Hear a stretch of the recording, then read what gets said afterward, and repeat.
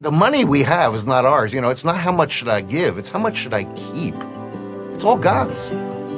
And that's not just our money, because generosity, as you know, is not just about money.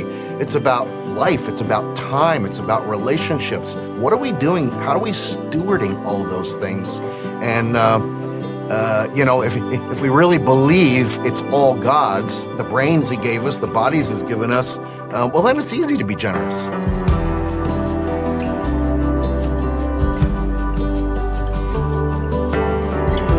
Sometimes I get questions from friends in the workplace, tough questions. And not long ago, a friend confessed that she didn't make time for spiritual disciplines or even really for church because she faced pressure to work every moment of every day. She dreaded waking up to 100 emails that demanded her urgent attention, and she knew she couldn't keep up this pace, but she worried about thousands of people who would suffer if she didn't complete her work. She couldn't just walk away. She couldn't resolve this dilemma any other way. So what should she do? Well, I didn't know the answer to that question, but I knew who to ask. My friend Bob Dahl is president, CEO, and CIO of Crossmark Global Investments, which is a faith-based investment firm offering values-based strategies. Bob is a highly regarded investment professional who has held leadership roles at several global asset management firms. And prior to joining Crossmark, he was chief equity strategist and senior portfolio manager at Nuveen Asset Management. His previous positions included serving as chief equity strategist at BlackRock, president and chief investment officer of Merrill Lynch Investment Managers, and chief investment officer of Oppenheimer Funds. But I mostly know Bob as a seriously dedicated Christian who has long encouraged me and many others in ministry.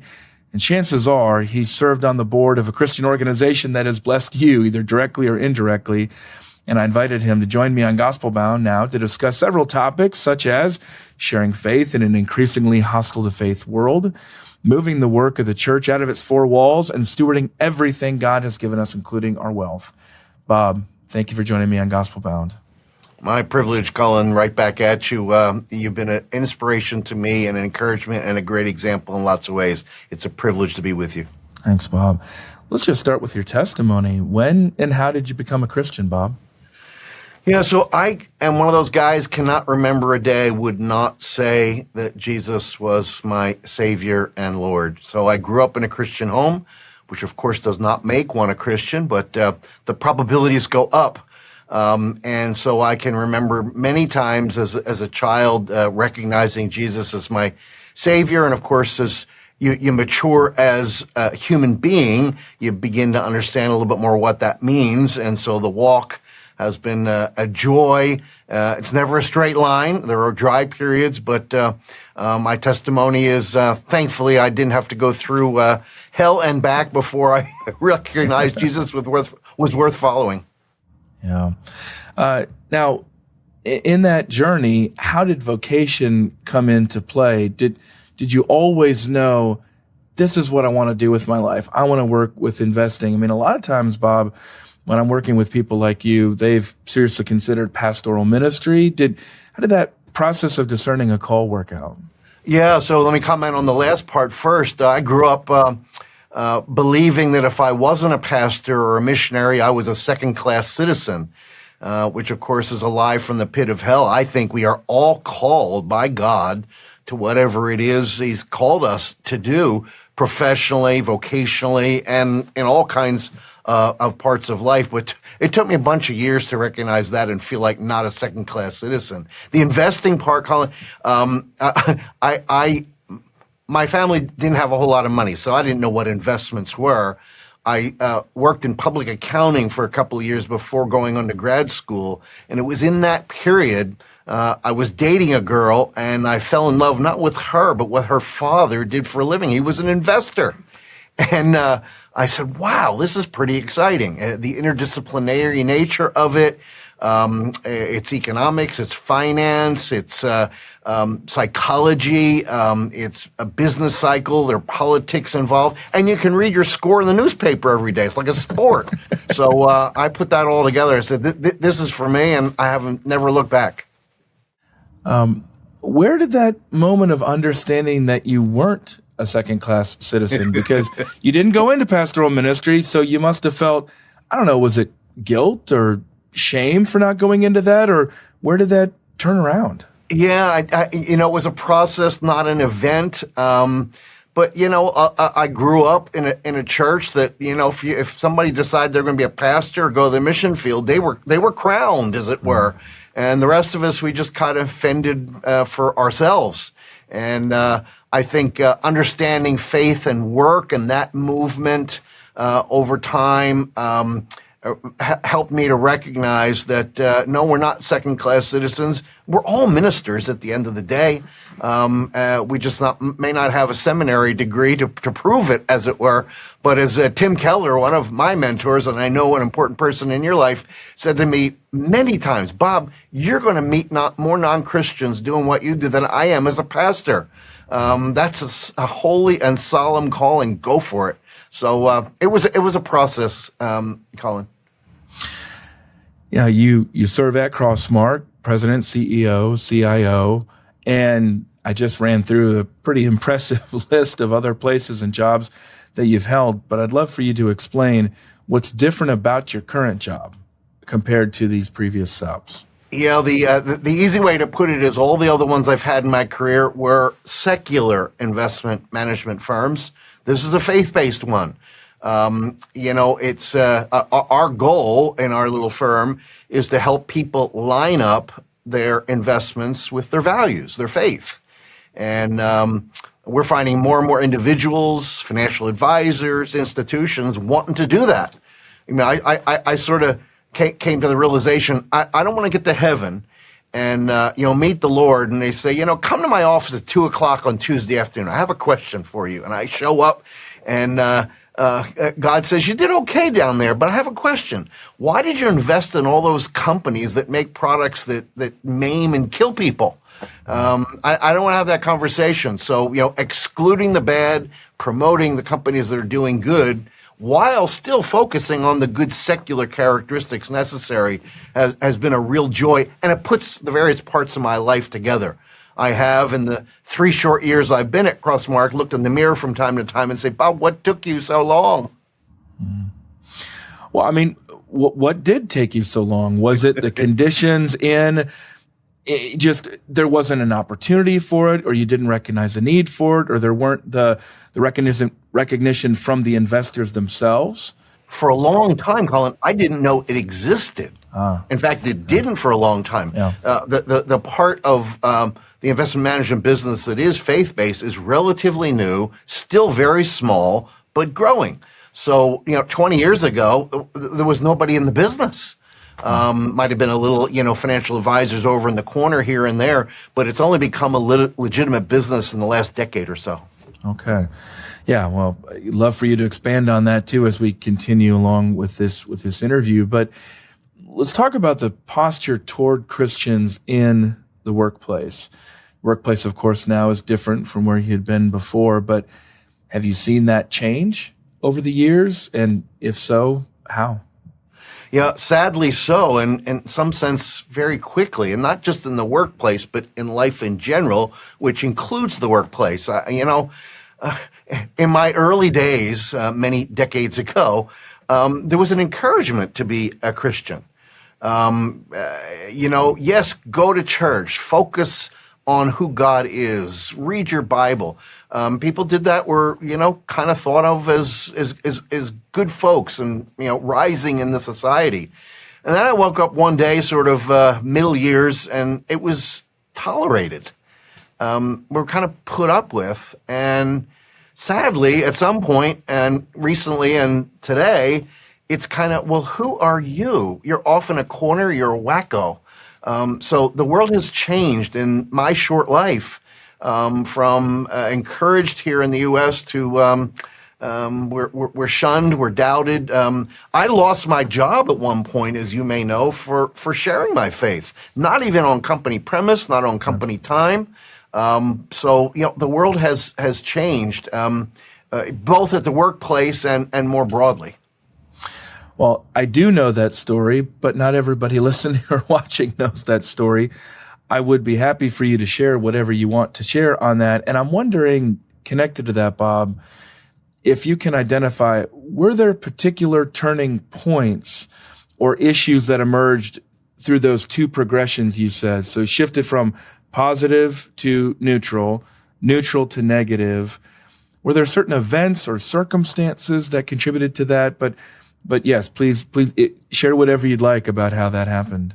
Yeah. So the general comment from positive to neutral to negative is they're all process. It's a process. It's not like one day the world turned neutral and then turned negative on us. It's a process, just like anything in life. And maybe you wake up thinking, "Oh my goodness, what happened?" I've had those moments. But the particular, the firm I was working for found videos of me sharing my faith. There were 4 of them.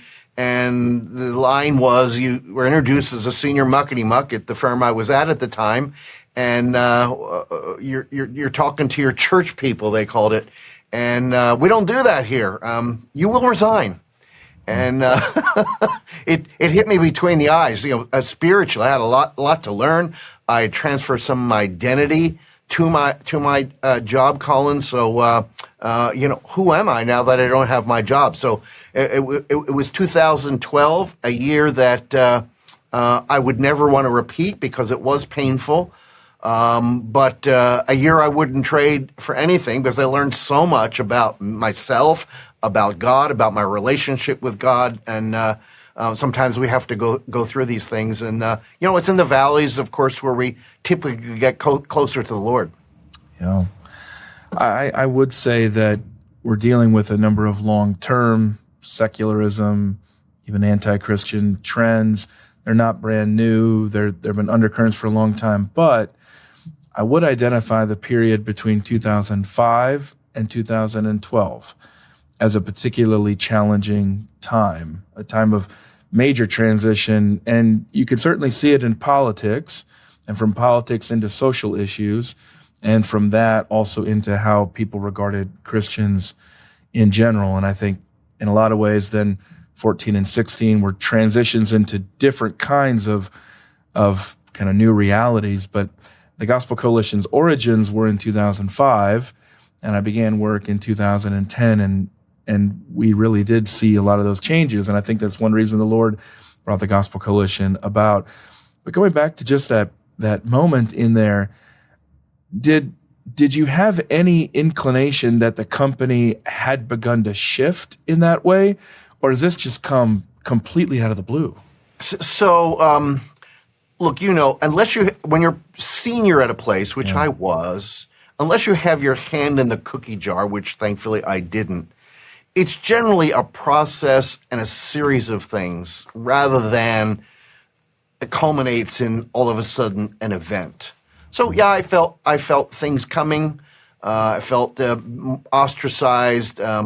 They probably wish I had just resigned and moved on to something else, and they used the films, as it were, as the excuse to move me out for a whole bunch of reasons. I didn't grow up at that firm. I wasn't one of the founding partners. I didn't have the faith that firm particularly had. So there were some issues there. So when it happens, it's a surprise. But when I look back, there was handwriting on the wall that I didn't read real well, probably. In the post-Christian West, I mean, what we're talking about here, a lot of the confrontation between faith and skepticism, as we've been discussing, as you mentioned from Tim earlier, it happens outside the 4 walls of the institutional church, and certainly within the workplace in many cases. When you were growing up in your work, as we've been describing, very different than how it is now. How would you, and knowing you, how do you counsel young Christians who are seeking to practice, and I'd go further, to even promote their faith in the workplace? We understand that there are limitations on that, restrictions on that, but as evangelical Christians, it's not enough for us to just practice our faith privately, but we also believe this is a public truth that we testify to. How do you counsel these young Christians? All well said. First of all, the older I get, the more I realize counseling and mentoring is a huge opportunity and responsibility. One thing that encourages me is the number of 20s and 30s, sometimes into their 40s, who want to do life well. And so they say, Bob, I know you're a Christian in the workplace. Help me go through. So I just love when that happens. And I would say anybody who's old like me should be mentoring people in this regard. So what do I tell them? I start with, you've got to be moving along in the discipleship route. If your faith is shallow and the same as it was, 10 years ago, I sometimes put it this way. If somebody asked me about the stock market, I could go on for hours. That's what I do for a living. But if somebody says to me, what do you think about euthanasia? What do you think about abortion? What do you think about, there's a long list of things, and if I only have 2-sentence reply, my faith is shallow. So I encourage these people to be in the Word, be discipled. I urge them to be in a cell of other believers, so you can strengthen each other, you can compare notes. And maybe most importantly, and we see this every time somebody of faith, a pastor, falls, have accountability in your life. It doesn't have to be the same person all the time. It have to be about all of life, but on particular issues where you might have issues or you might be weak, make sure you're accountable to somebody. So the things I suggest that I think have been helpful in my life and unhelpful when I haven't been doing them well. Well, I opened with an illustration along these lines of somebody who was looking for help from other Christians in the workplace. And I turned to you and another one of our friends for some counsel there. But many people who are successful in their careers, they struggle to balance work, family, faith. Could be investment banking, could be professional sports. We've got a lot of options there of how that affects us. And one of my favorite questions to ask for counsel, especially from an older Christian, is looking back, would you change anything that you did in that regard with that balance, work, family, faith? Great question. I certainly wasn't as mature of a person or more germane to our conversation as a Christian in my 20s and 30s than hopefully I am now. So I didn't get it all right. I think I worked too hard. I spent too many hours. I sometimes say to people, my wife, what a mom and what a half a dad. And I'm the other half a dad. I just wasn't around enough, traveled a lot, climbing the ladders, et cetera. So, I say to folks, it's never too late to get serious about your faith and to practice it. We say Jesus is first in our life, but do we really act that way? So to your character you mentioned in the introduction, it's easy to crowd out faith. It's easy to crowd out family. It's easy to crowd out everything as you're climbing the ladder and looking for success. God wants successful people in all fields, but he wants balanced people as well. So I wouldn't say I got it all right, Collin, but the journey has moved me in a direction where I can look to the Lord and say, continue to help me where I need some help. Do you think, Bob, that you could have heard and heeded that advice if you'd gotten it earlier, or is the pull to climb and to do what is necessary to climb, is it just too strong? I don't know. It is very strong, and particularly for type A's, as I am, and I'm pretty sure you are too. you want to do well. You want to succeed. You want to climb the ladders, and to repeat, there's nothing wrong with those things, but it's got to be in perspective. And as I became more serious about my faith, got more involved in things outside of work, that I was able to be more balanced in that sense. You got to have some examples, back to the mentoring, got to have some people you look up to that have gotten that balance right, and counsel with them. Otherwise, the lure, the temptation of just spending all my time working and climbing the ladders can be very, very, it's almost like a drug. Oh. Now, Bob, you've had an opportunity to work closely alongside many of our council members, these pastors who govern and lead the Gospel Coalition. And if I brought you into one of those colloquiums, we have all our pastors there, and not necessarily just these pastors, but who make up our council, but pastors in general. What is the message you have for them? What is it that you want them to know specifically from your position as a business leader? What's that message to them? Yeah, so you may not know, years ago, I did go to the Gospel Coalition and address the council. And I found my notes. You prepped me here. Oh, really? I had 7 things to say. Oh, that's perfect. Yeah. So I'm just going to read them. If you want to dig deeper into any of them, happy to do it. Number 1, teach us to depend on God. 2, teach us to integrate our spiritual life with our work life. 3, teach us prioritization. 4, encourage us to be in an accountability relationship or two. 5, help business leaders to understand that their work is a holy calling. Back to my second-class citizen comment from earlier. Number 6, help us understand that the 9 to 5 window, i.e. the workplace, is every bit as important as the 10-40 window in terms of winning people to Christ. I quote Billy Graham all the time. The marketplace this century is likely to be what the medical profession was last century in advancing the gospel. And, we know our church history, and we know how many healthcare workers did make a huge difference for the growth of the gospel in places far flung. Well, we got to do that in the 9 to 5 window. And the 7th thing, teach us how to be generous. So that was my message in that speech. I've not heard that line from Billy Graham before. Isn't it a great line? What it does for us guys who are marketplace folks, it gives us an opportunity, but it also puts a monkey on our back if we're going to be serious about it, and we got to be about it. We just had the Lausanne conference in Seoul, as you know, and of the 5,000 plus people that were there, about 2,000 of them deliberately were from the marketplace. Wow. So we can encourage them, develop them, so they can understand some of the things you and I are talking about, and hopefully do something about it.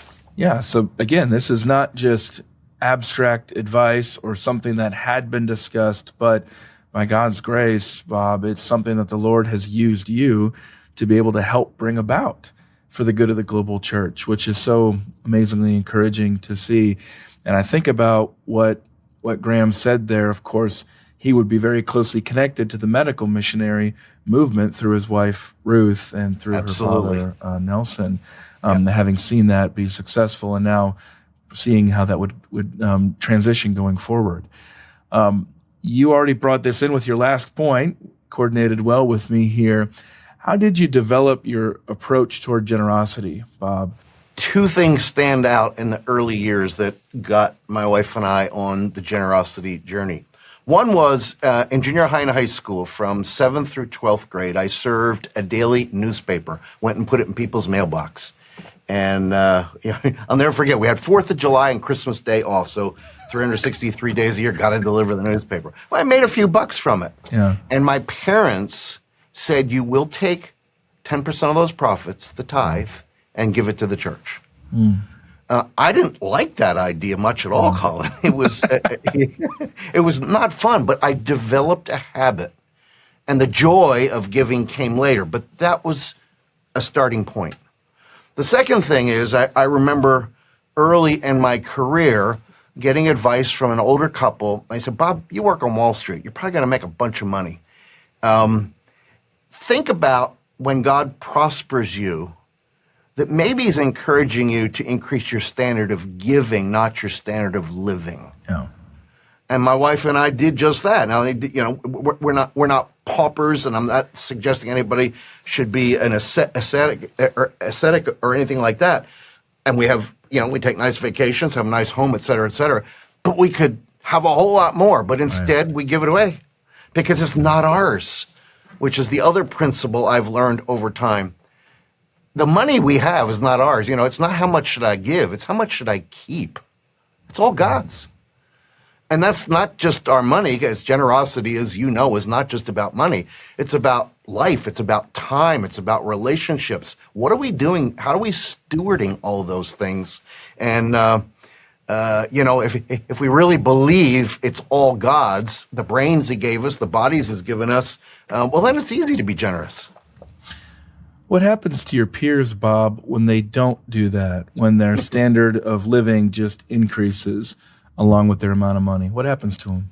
Yeah, well, it's mixed. Obviously, some people just thrive on that. I have 5 homes. If I could only get a 6th, in my business, I obviously deal with lots of wealthy people, right. And whether they're really wealthy or just somewhat wealthy or not wealthy at all, it all boils down the same. They never say it this way, but all of them.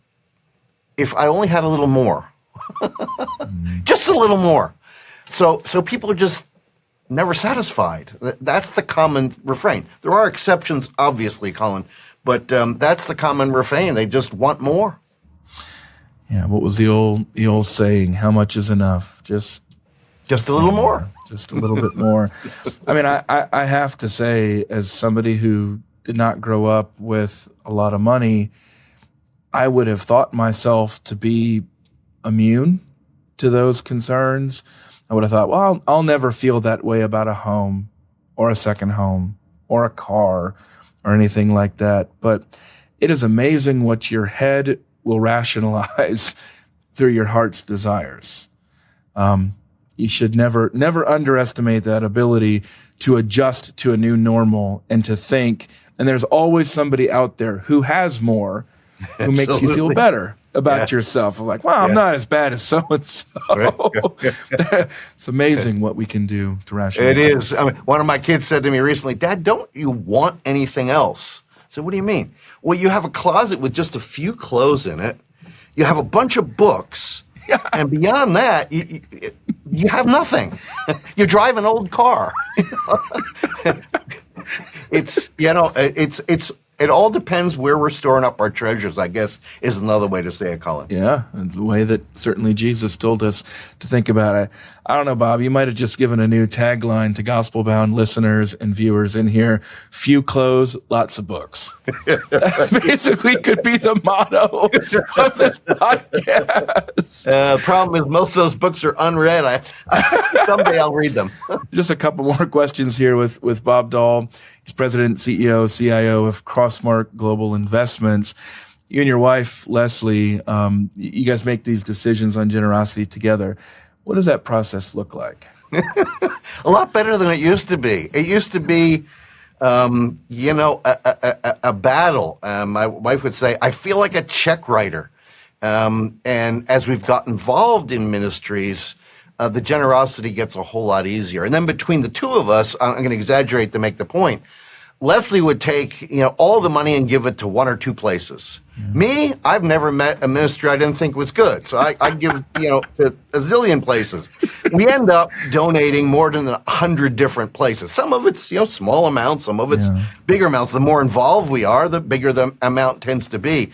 And one of the things we did is we take 20%, Leslie gives, 20% I give, and the 60% in the middle we do jointly. Now we have veto power above a certain amount on the 20%, so neither of us gets crazy about it. But that's how we've tried to make it a whole lot more fun. That's a real process. I mean, that's something that can be replicated with other folks who. Here. I mean, that's not an easy situation to be in, and that leads to my last question, which is simply: is generosity difficult? You can take that question wherever you want, but is generosity difficult? It's difficult if you don't realize that it's not yours, it's all God's. No. If I really think it's my money, then it gets really hard. They want how much from us? We're thinking about giving this much to them? Wait a minute, that's our money. But if we turn around and say, but it's not ours, I come back to how much we're going to keep, and the rest we're just going to be smart about how we give it away. So the generosity difficulty, I think, is most observe through the lens of whose do you think it really is? This might be just kind of a dumb question, but you've been alluding to this. So basically what you're saying is you set a standard for keeping, and then basically beyond that, it doesn't matter how much you make because you're going to be given away. Is that the principle? Exactly. Wow, and I go further. We have already given our kids their inheritance, and we have money in a family foundation, and we hope our last check bounces. In other words, that we've given it all away in our lifetime. Of course, we have no idea when the Lord's going to take us home, Right. but that's sort of the mentality that we have. The rest is to be given away, and there's so many great causes like the Gospel Coalition that's just doing great work here in the U.S. and around the world. That it's we want to see those deposits in heaven. Yeah, that's a great place to end. My guest and friend here is Bob Dahl, President, CEO, CIO of Crossmark Global Investments, faith-based investment firm offering values-based strategies. Bob, thanks for your support of so many different ministries, including the Gospel Coalition, and seriously, being testifying to Christ wherever you go, and by being an example, not only in your generosity, but also in the workplace and your leadership. Thank you, Bob. My joy and privilege. Great to be with you, Collin.